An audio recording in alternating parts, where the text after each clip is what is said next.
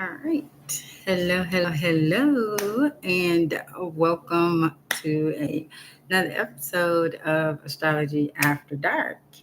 All right. So, on tonight's episode, we're going to be talking about the planets in the first house. Okay. So, if you have ever wondered why all eyes are on you when you enter a room, then the answer lies in your first house. Okay. And so now the uploaded video that I posted to the community, to the channel to this week was about um, rewriting your story. Okay, if you've still been playing the same story, still speaking the same story, still living the same story, um, about your life after divorce, it is time to now rewrite that story. And so that's what the video this week was about. And it also corresponds with the first house. So we're going to go ahead and jump into it. Okay. So the first house in astrology, it is known as the house of self. Okay. And it's part one of two of your identity. Okay. It's your personality as well as the energy that you project into the world. Okay. And so when you have planets in this house, they do not hide. Their energy is very visible. It shapes your appearance, your confidence, and even the way that other people experience you. Okay. So I'm going to go in and break down each planet and how it manifests in your first house, okay? And how the energy impacts the way you start things, how you move through life, and how others see you, okay? It also shapes how you see yourself as well, okay? And so by the end of tonight's class, you're going to understand why the first house is so powerful in redefining your personal presence, especially after divorce. Okay. All right, navigators. And so if you are new to me or to the channel, hello and welcome. My name is Katrice, and I am the natal chart navigator, and I am an intuitive astrologer, and I teach divorced women how to use their natal charts to rebuild their lives after divorce. Okay. And so for my navigators that are returning, hello and welcome back. Okay. All right. So, like I said, the video that I posted this week, it was on rewriting your story, and I gave a quick breakdown of exactly how to do that. So, if you have not checked out that video, go and check that out. I will. I'll put it up here on the replay. I'll have a card. What's this? 3:30. 3:30. Let me write that down. Okay. I'll have a card up so that you just can click on it and look at it. I also put it in the description of this live. Okay. All right. So let's jump into it. If you have pen and paper, you are going to want to take some notes. So first, we're going to look at the sun, right? So when the sun is in the first house, your personality shines bright. Okay, because the sun represents your identity and your soul's expression of purpose. And so when you walk into a room, you command attention without saying a word. Okay, this can also be the case if you are a Leo rising, because the sun rules Leo. That is the planetary ruler of Leo. Okay, so if you are a Leo rising, this definitely happens to you. Okay, and speaking from experience as a Leo rising. Okay, confidence, leadership, and a strong sense of self is front and center. Okay, so when you have the sun here, or if you have Leo in the first house, the lesson is to learn to balance that solar power so it does not overshadow others, okay? Because it definitely can. Now, if you were within your marriage, if you were with someone who, you know, you felt the need to dull your shine, um, you are really going to want to really work on rebuilding your confidence, okay? Because your confidence was really killed. And so you're going to want to really work on rebuilding your confidence. Now, having the sun in the first house or Leo in the first house, it can, it's hard for you to tone down your shine, not in an egotistical sense, but just um, overall, because that's just who you are, right? You just are naturally radiant. You know, the sun just shines. It doesn't ask for permission. It just shines. And so, you know, it can be hard. And if you're with someone who constantly was dimming your light, you may have learned to dim your own light. And so you're going to have to really work on, learning how to shine again, how to be confident in who you are. And so you definitely want to go and look at the video from Tuesday that was posted, okay? All right, so now let's moving on to moon in the first house, okay? So when the moon is in the first house, your emotions are written all over your face, okay? Now, the moon represents your subjective experience of reality through emotion, feeling, and intuition, okay? And so you feel deeply and express it openly, okay? Now, if you have Cancer rising, this can be true for you as well because the moon rules Cancer, okay? People see your sensitivity, your nurturing side, and your intuitive presence. And so the key with having the moon in the first house is to not let your moods define your identity, okay?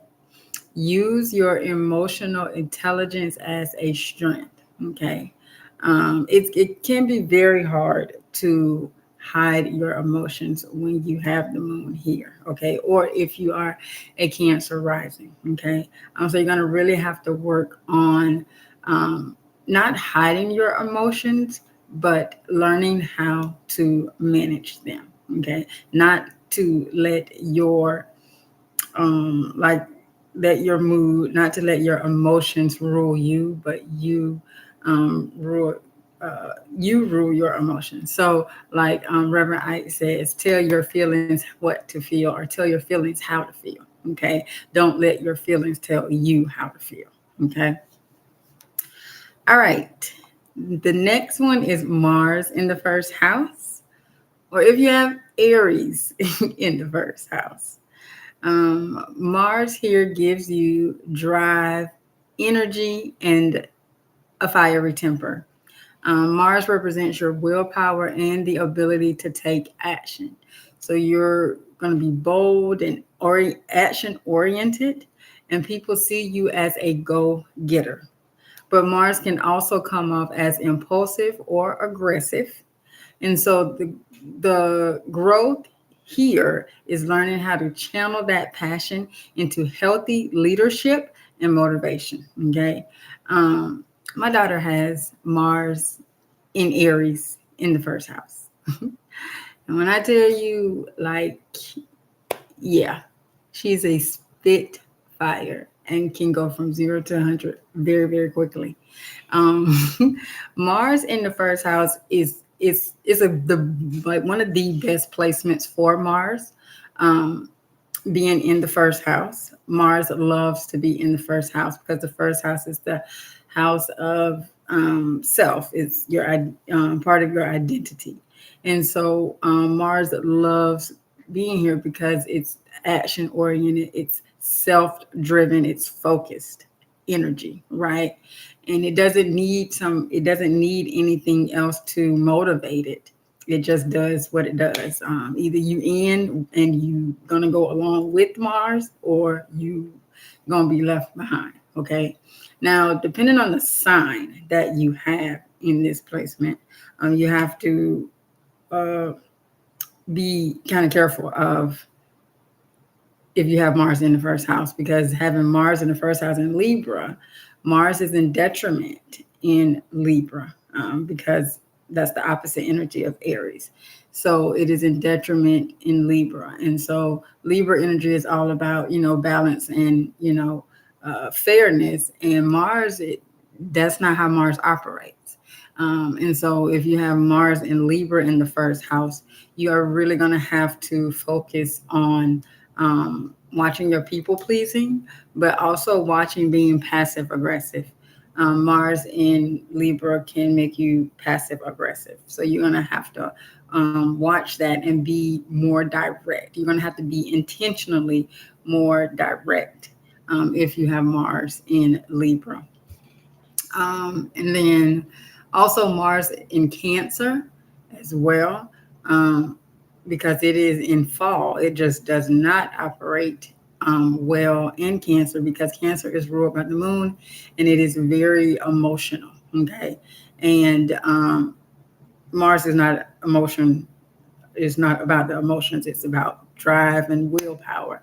And so you're going to want to, when you have it in Cancer, that can also make you passive aggressive as well. And so you are really going to want to, you're going to have to really be intentional and focused on how you direct your energy when you have it in Cancer. Okay. All right. The next planet in the first house we're talking about is Venus. And so with Venus in the first house, there is an aura of charm, beauty, and grace. Venus represents your love language and how you interrelate with others. You attract people effortlessly because of your warmth and magnetic energy. But the lesson is not to base your identity solely on how others respond to your beauty or your kindness. Your worth runs deeper than appearance. Okay. Venus in the first house, no matter what placement it is in, are very beautiful people. They just they are just so beautiful. It doesn't matter what the placement is. Because Venus, it is love and beauty, all the pleasures. Having Venus in the first house just makes people absolutely beautiful. Okay. But it can also make you self-centered. It can make you very self-centered. And you are going to want to be very mindful of that, and be very mindful of you not just basing your worth on your beauty or your charm, but you're going to have to really go deeper than the surface level of what Venus, uh, the aesthetic of Venus in the first house. And you're going to have to make sure that you are conveying your true worth, and because you are worth more than just your physical appearance. Okay. Because people will just treat you as such. Okay. And so that's not what you want. So you're going to really have to tap into that. And and if that's something that you have experienced, where people just treat you, you know, certain ways because of your beauty, especially if you have Venus in the first house, then that's something you're going to want to have to really work on. That's a part of your story that you're going to have to acknowledge and then rewrite. How do you really want people to treat you? What do you want people to know about you? Okay. Um, Especially if you have Venus in Libra or Taurus, because those are the two signs that Venus rules. Like, so you're really going to have to focus on being, getting past the surface level of beauty, and making people really see you, the depth of who you are. Okay. All right. Now, if you have Mercury in the first house, Mercury in the first house makes you very expressive, witty, and curious. Also, if you have Gemini in the first house as well. Mercury represents your communication style, how you process information. So people immediately notice your voice, your communication style, and your ideas. because you lead with your mind.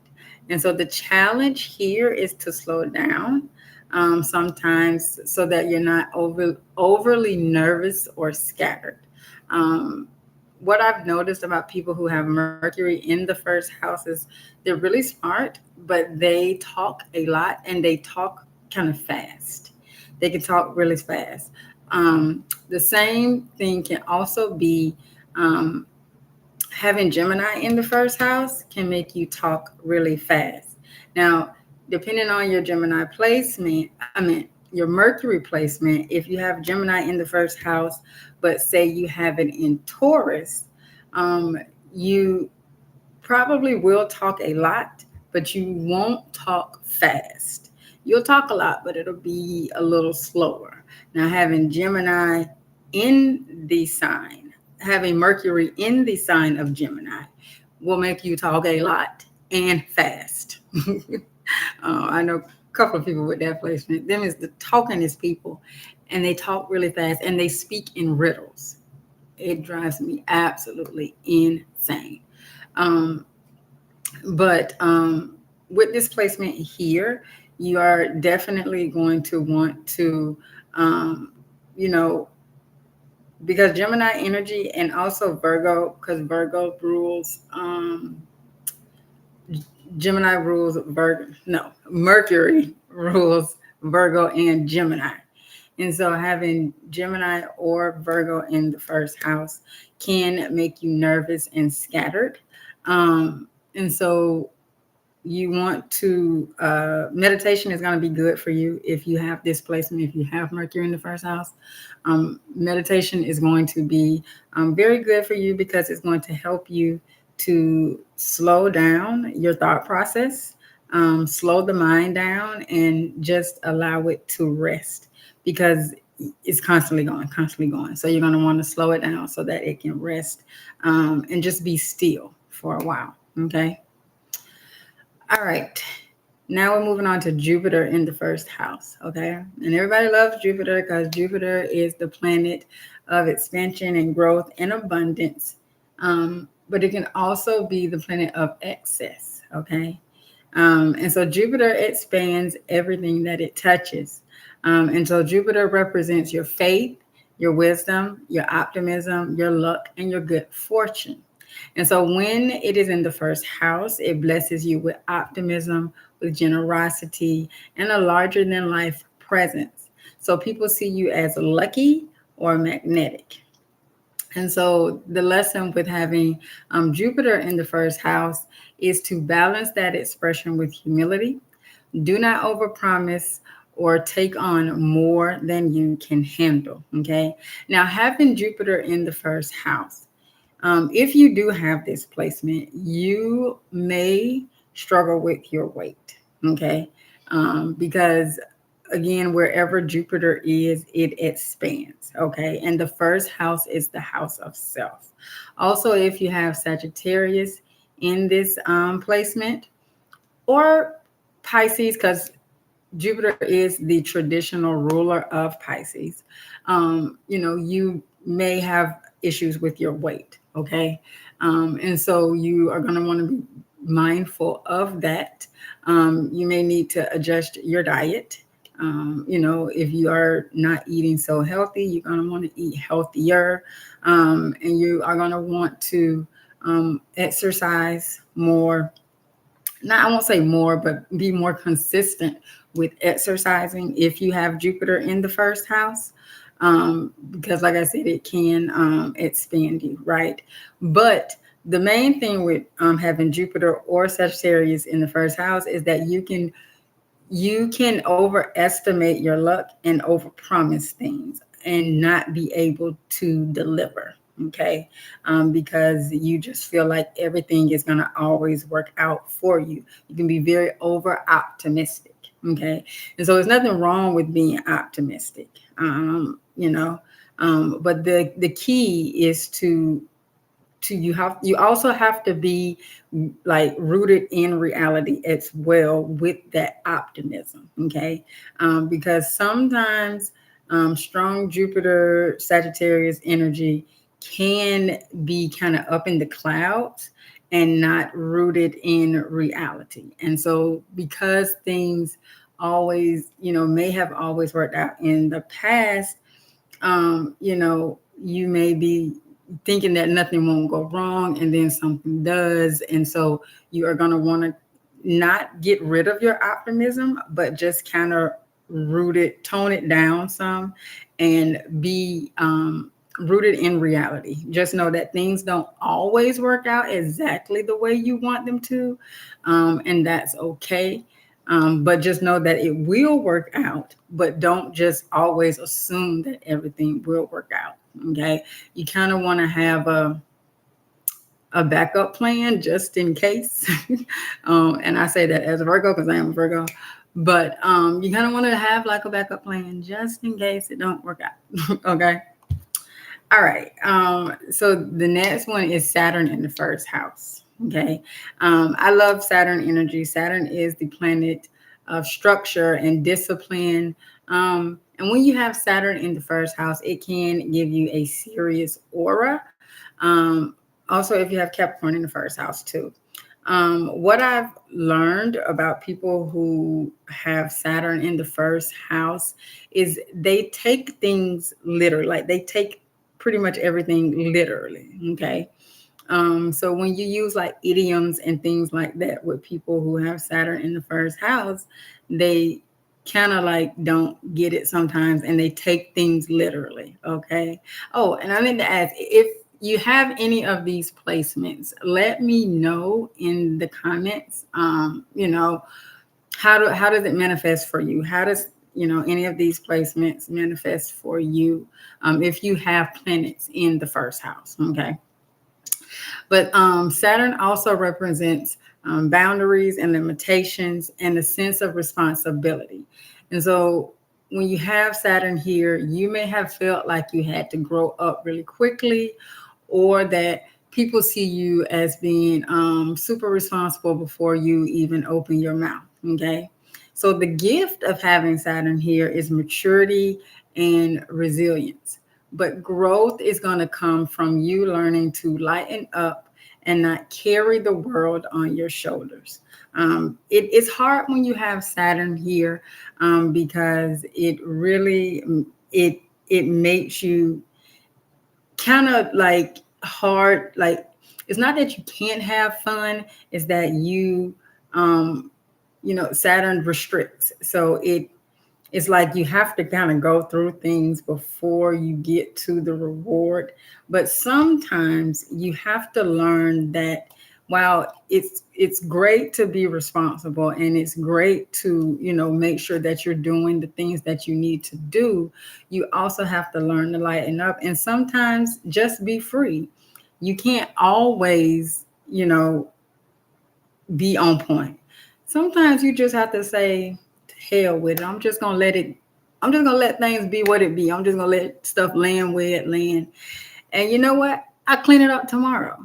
You know what I'm saying? Like, because Saturn, it has such that air of responsibility, that can be very taxing on the body, and it can cause health issues because it makes you feel like I can't mess up. I have to make sure that I'm doing everything right and doing everything by the book, and that can become stressful. So you are going to want to have to learn how to sometimes just let things be, because it can also have that sense of control. Okay, especially depending on where Saturn is. Like if you have Saturn in Virgo, then you definitely are going to be somebody that wants to have that control.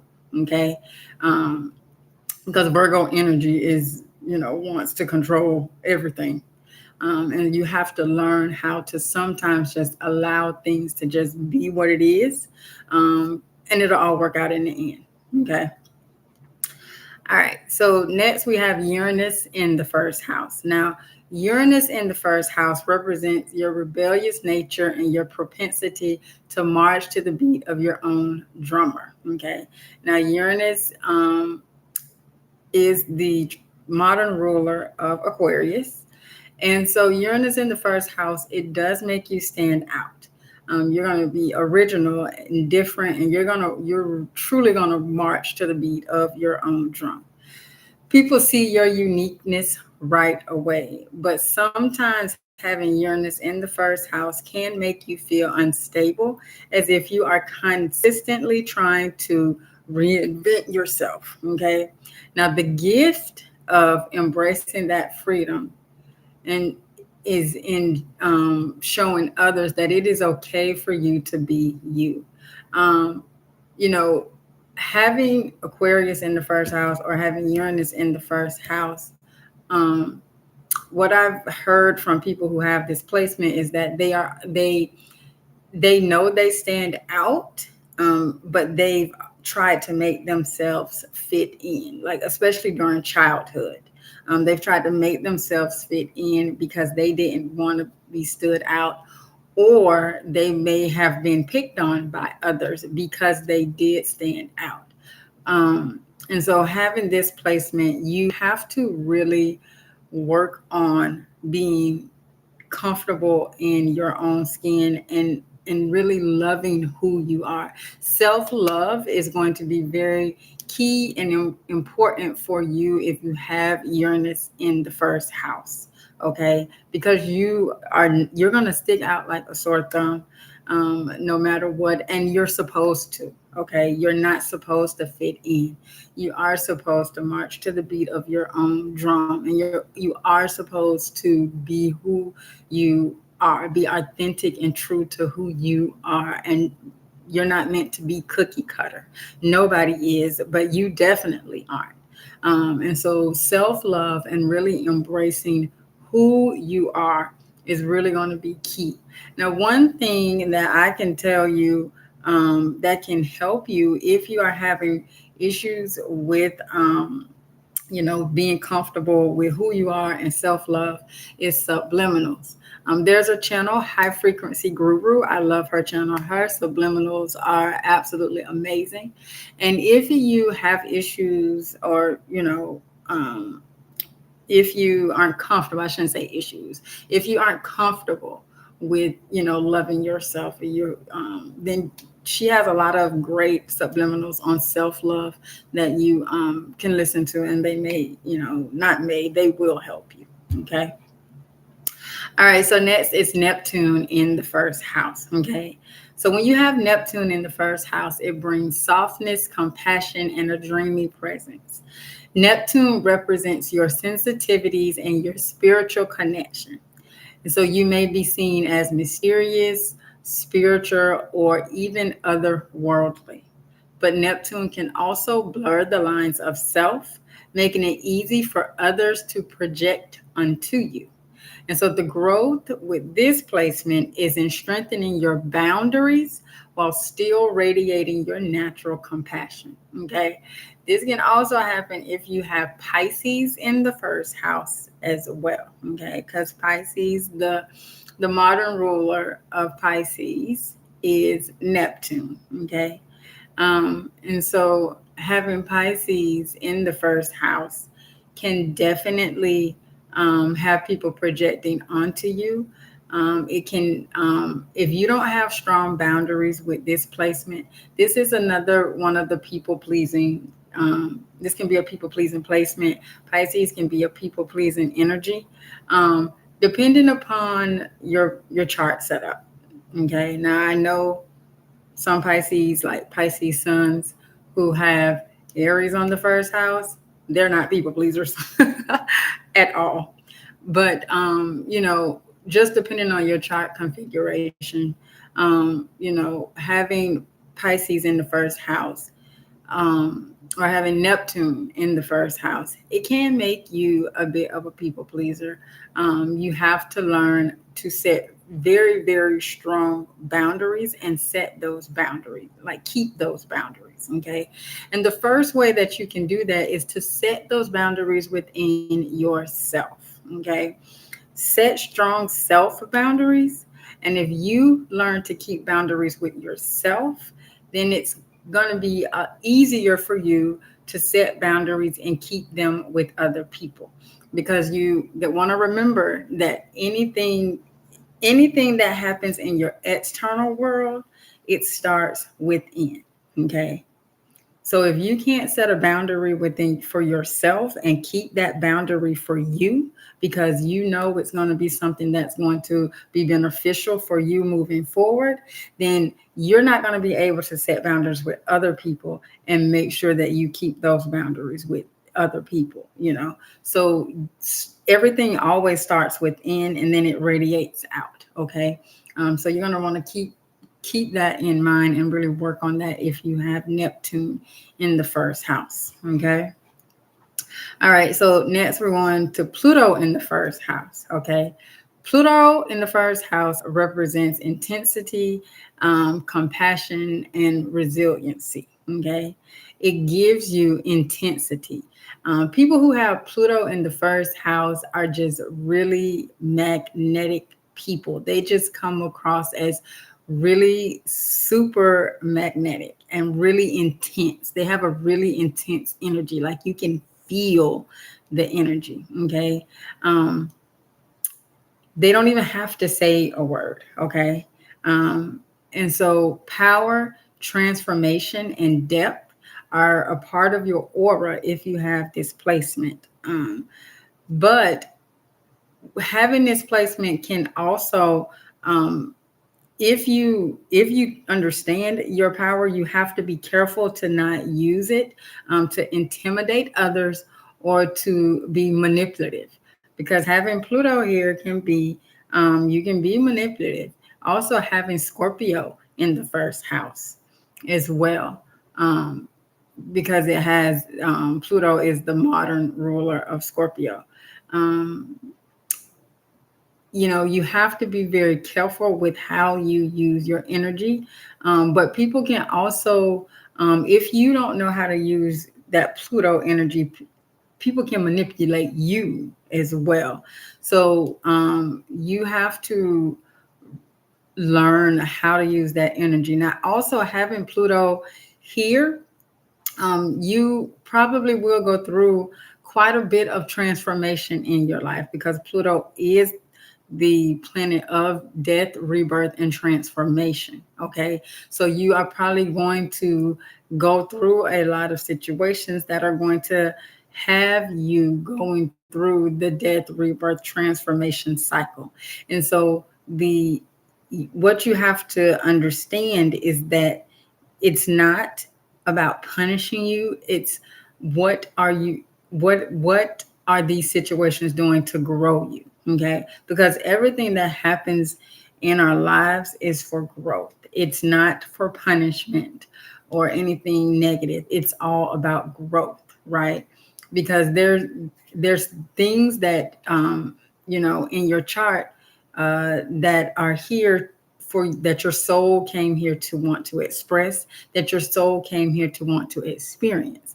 And so the first house and the ascendant, that's the energy that you came through. That's what you wanted to experience, right? And so your soul chose to either have Pluto in the first house or Scorpio in the first house, and you wanted to experience intensity and transformation. And so, you know, the things that are happening to you, that's happening. It's not happening to you. It's for an experience for you to grow and to transform and become a higher and better version of yourself. Okay. All right. And then the last placement that I want to touch on tonight in the first house is Chiron. Okay. Now, when you look at Chiron in your natal chart, it looks like a little key. And I always say that that is the key that unlocks your entire chart. Okay. Because Chiron is the wounded healer. Okay. And so when you have Chiron in the first house, your identity often carries a story of pain, insecurity, or struggle. One of the three or all. Okay. And the people that I know that have Chiron in the first house, a lot of them are very insecure. Insecurity is a key marker of people who have Chiron in the first house. Also, they tend to have a struggle complex. They tend to be, everything is a struggle, and it's like they just feel like struggle is normal.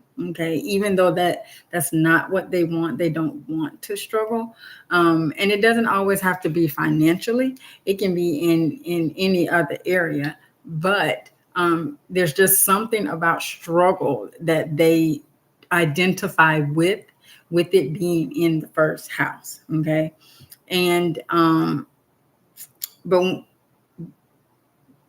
but it's always in, well, not always, but it's a lot of times in how they see themselves or how others perceive them. Okay, an insecurity within themselves. Okay, and so early in life you may have felt different or unseen or judged. Okay, but the gift in having Chiron in the first house is that it teaches you that your wounds are not weaknesses, they are wisdom.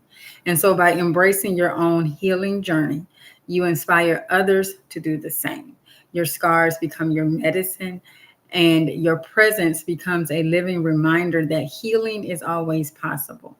Now, the story with Chiron is that it's the wounded healer, and he got a wound. He was a healer, but then he got a wound that, he could never heal. So he asked the gods, if they could just, make him mortal so that he could die, because the wound was just so painful, he could never heal it.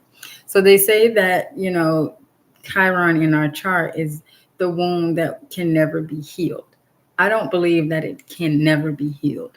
I believe that it is something that once you get to a place to where I feel like that you've transcended the wound, it's something that you have to always stay consciously aware of, or else you could creep back into victimhood. I really feel like it is a marker of victimhood, because everybody at some point in their life goes through a phase of victimhood where they feel like they are a victim. And but your Chiron placement is where you perpetually feel like a victim.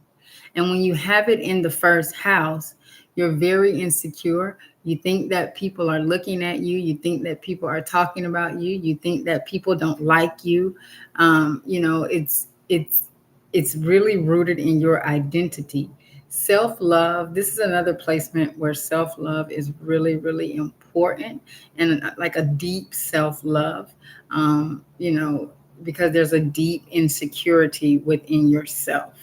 And so you really have to, really work on that. And it's like a continuous, you have to be very conscious of, continual self-love, continual making sure that you are secure within who you are. Okay. Because if not, because again, everything starts from within and is projected out. So people only respond to the energy that you're putting out. So if you are putting out energy if you're putting out insecure energy, insecure vibe, then that's what people are going to mirror back to you. Okay. So it's Chiron is where you really have to work. You have to be very conscious of the wound and really work on this wound like daily. Okay. It's not a set it and forget it type of placement, especially when you have it in the first house. Okay. All right. So that is what I have for you tonight. So I hope, if you have any planets in the first house, I hope that this gave you some insight on, how to work with those energies if you have it in the first house, or if you have the corresponding signs that I mentioned with each planet, on, how to work with those energies as well. So as you can see, the planets in the first house, they deeply influence how you show up in the world. They color your identity, your confidence, and the first impression that you give others. And so understanding this energy can help you to lean into your strengths and balance out the challenges. Okay. And we are in Libra season. Happy birthday to all the Libra navigators here.